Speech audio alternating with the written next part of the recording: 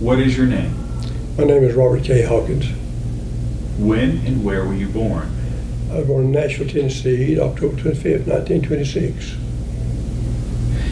Can you tell me about your family, starting with your grandmother? Well, my grandmother Hawkins she was a pretty good sized child during the Civil War. And she told me about her uncle raised her full of swan. And she and her brother Joseph sat on the woodpile and watched Union soldiers march by all day. They didn't bother them. But they did go through their house and confiscate whatever they wanted. But her uncle had been wise and he knew they were coming, and he hid some hams out in the mountain, buried them, and tied one team of horses somewhere in a deep cove where the soldiers stayed in the road so they didn't find those things. Can you tell me about the work your father did? Well, in his early years he worked in construction. He was what's called a labor foreman on the railroad construction. And so he moved quite a bit from one place to another. That kept the family on the move for quite a while. But I was raised here in McDowell County most of my life. He worked for TVA some after the railroad, everything shut down in 29. Mm-hmm. So several years there he didn't work, period. Then he went to work for TVA on a couple of dams. Did you remember which dams he worked on? I remember Chickamauga at Chattanooga. He worked on one close to Knoxville up there, but I can't remember the name of that dam. He was what's called a coffer dam foreman. It's a diversion dam to hold the water or divert it while they're building the main structure. Wow. That sounds like an incredibly scary and dangerous job. Dangerous job, very dangerous. I remember he came home one time, he was so hoarse he couldn't talk from being wet and working in all kinds of conditions.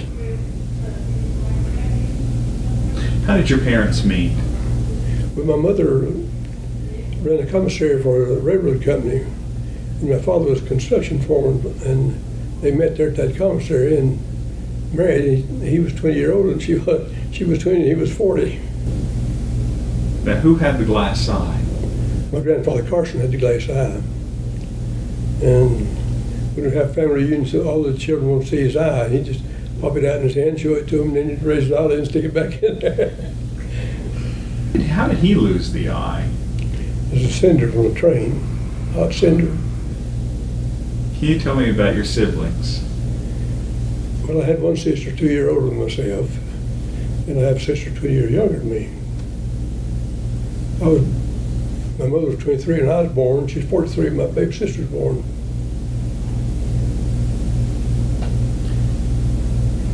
Now, tell me about loaning cows. Well, back in the Depression, we had two cows that were milking very well, had a Jersey and a Holstein. And a neighbor his cow was dry, so he didn't have any milk. So we just loaned him the old Holstein cow to milk until his cow came fresh.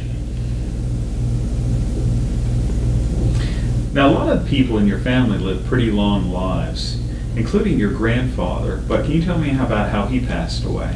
Well, my grandfather Hawkins now died with typhoid fever, rampant in the area back then, and he'd been to set up with a friend that had a fever, and the friend got better, and he took the fever and died. How old was he at that time? I don't know. He must have been in his late 40s, maybe early 50s. Can you tell me why your family moved to McDowell County? Well, that was a family home, and it was about between my dad and Grants Mountain. And they owned quite a bit of territory in there. And so that was the family settling place when they all got together. That was home for them. Now, can you tell me a little bit about the house you grew up in? Well, it was just an ordinary frame house. No plumbing, no electricity. And it was about, I think it was 5 rooms, this ordinary country house. You used the bathroom, where did you go? Well, we had an outside restroom and had that for a number of years. And back in the 30s, I guess was, the WPA went around and they had the cement base for these outhouses, and they placed it and built a little house around it. I think it charged you $5. When did your family home get electricity? It was up in the 40s. I'd say probably around 47, somewhere along there. How old were you at that time? Oh, I was grown up, about 21-year-old. I'd been in service in that before that happened. Now, where did you go to school at in Marion? I went to West Marion Elementary, then went to Marion High School on West Court Street. When you were little, what was downtown Marion like? Busted this, you couldn't hardly walk on the main street there on Saturday, especially. People just crowded up. People going to Rose's, Belk's, and hardware stores and different things like that. The farmers gathered in what's called the back lot back there with the blacksmith shop, and they came to get their horses and mules shod and pipe sharpened, different things like that. Sold little pigs and traded cows and horses. It was a very busy place. Was there many cars back then? Very few. More horses than there were cars. Now, there was an interesting lights on Main Street at that time. Can you tell me There what? were kerosene lights. That was my dad's first job. When he was just a young fellow, he worked for Mr. Goodson's store, and his job was putting kerosene in those lamps, street lamps. A little ladder at the time where I put kerosene in. How much was it to go to the movies when you were young? Well, one of them was 10 cents. What we called the Rat Hole Theater, the name was Oasis. There's a little popcorn stand right beside it, and you get popcorn and a drink for a nickel apiece. 10 cents to get in the movie. If you had a quarter, you had a nickel left over.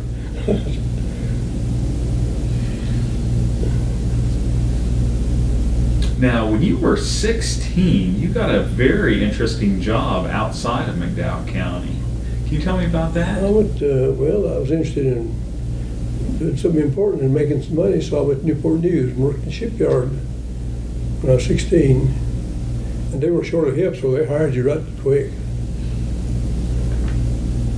I worked on two ships, aircraft carrier Intrepid and a cruiser Houston.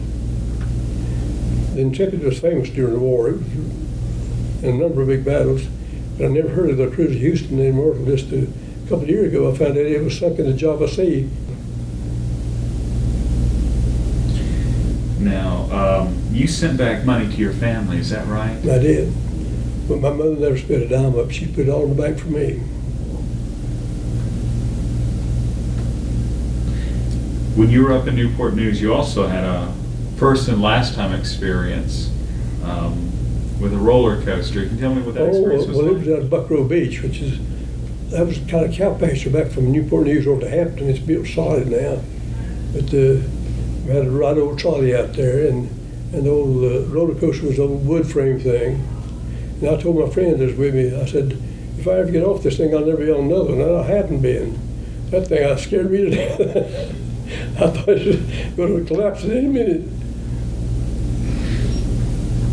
Now, after you finished high school, what happened to you? Well, I worked a little while before I went in the service, because I wasn't quite old enough. Most of my class went in service immediately, but I was 18 in October '44. I didn't go in service until 1st January. I worked in the furniture factory for a few months waiting to go in service. Can you tell me about what happened after you were drafted? Well, I had about, I think it was about 12 weeks basic training then.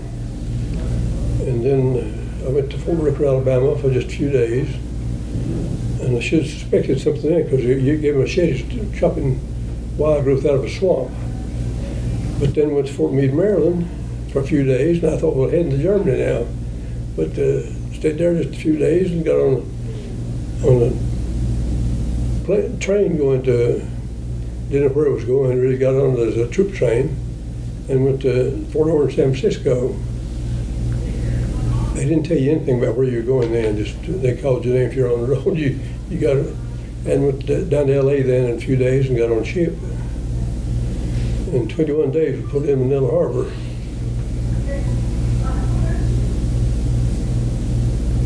They still hadn't told us where we were at, but the some of the ship's crew knew where we were at, because they'd been over there some of them for a year. Where did you go in the Philippines? Well, we landed in Manila Bay, and then we got on a little old train, and Manila was practically destroyed. It had been changed hands 2 or 3 times, you know. There's bombs, strafes, it was a wreck. Got on a little train and went up on northern Luzon, just south of Baguio City. And put me in the 6th Division, 6th 3rd Infantry. And we stayed there a few months, and war was over then, and we went to South Korea. I think it was 3 divisions went up there to occupy South Korea. The Russians got everything down to the 38th parallel. We got the southern side of it. What did you do in South Korea? Well, I was ammunition sergeant for the 6th 3rd Infantry Regiment. And of course, I was young, and I worked for Mr. Moore, a warrant officer, who was very good to me. And when we did our work, got all our forms filled out, stuff, we'd play ping pong a lot. I had to go every Monday morning to Jeonju, which is about 30 miles away, and turn in an ammunition report for all of our companies and regiment to see how we stood on ammunition. And if you had to draw a unit of fire, we called it, you drew 50 rounds for a 45 automatic, 100 rounds for a carbine or M1 rifle, 5,000 rounds for a 30 caliber machine gun. We just had different denominations for, and we only had 2 old tanks, open back tanks, that they belonged to 1st Cavalry. We just borrowed them. They had 105 howitzers on them, little short barrel howitzer. What did you do with the enemy's weapons and ammo that you guys found? Actually, we got the men all together and sent them back to Japan. Then we went concentrating on ammunition, and we had a lot of dynamite, high explosive stuff, and we just loaded on. We had the trucks. I was in a service company, so we had the big trucks. Loaded on trucks and took it down to Busan, which is quite a ways off, and they put it on barges, took it out in the ocean, and dumped it. So the ocean's full of ammunition stuff in there, rifles, sabers, everything. Now, after the war, you came back, and where did you work here in Marion? Well, when I came back from Korea, they put me in the 5th Division, the trained troops up in Kansas, Kentucky. I wasn't there a short time, then I got out. It was a general disarmament at that time. Had a lot of men nowhere to put them, you know.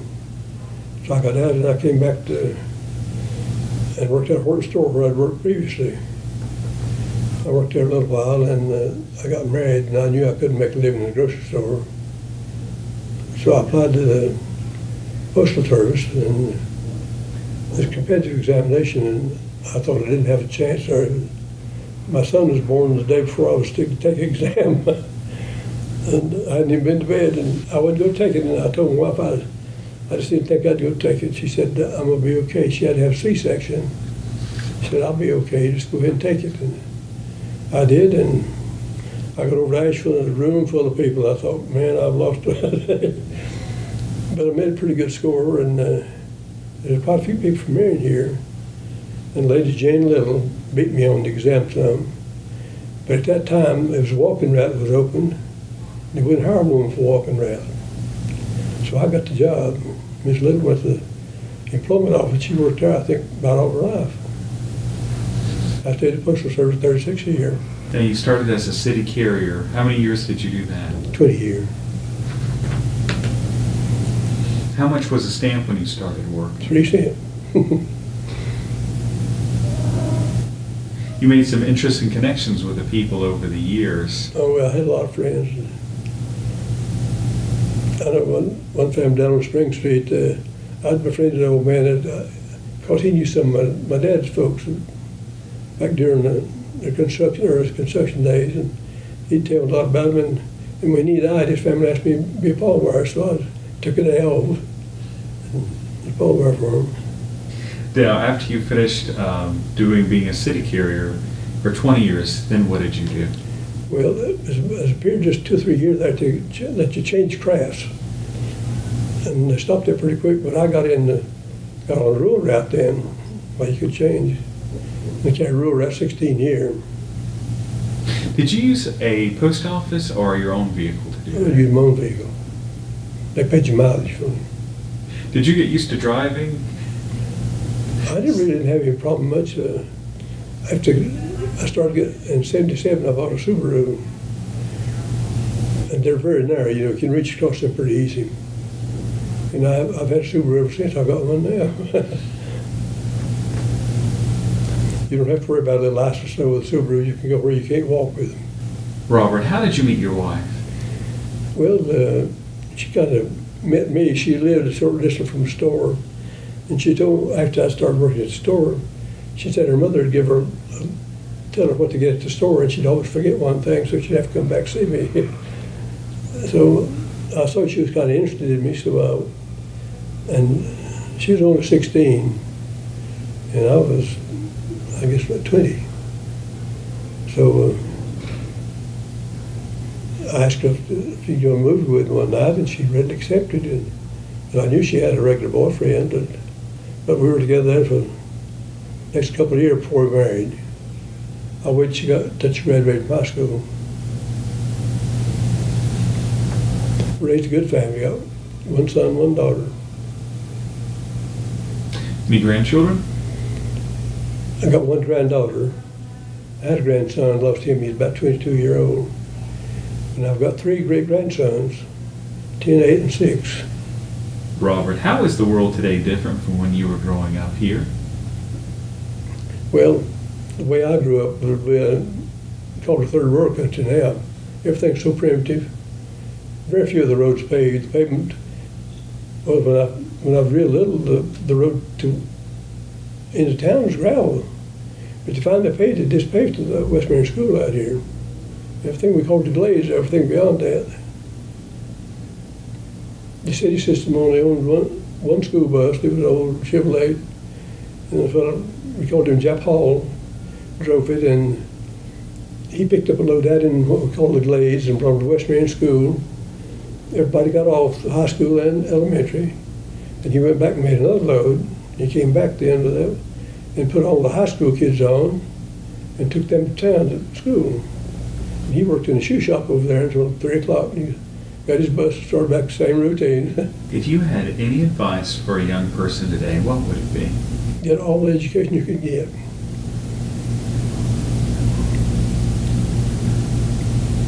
I got my college experience cut short because of family circumstances, but I was determined I wouldn't let that happen to my son.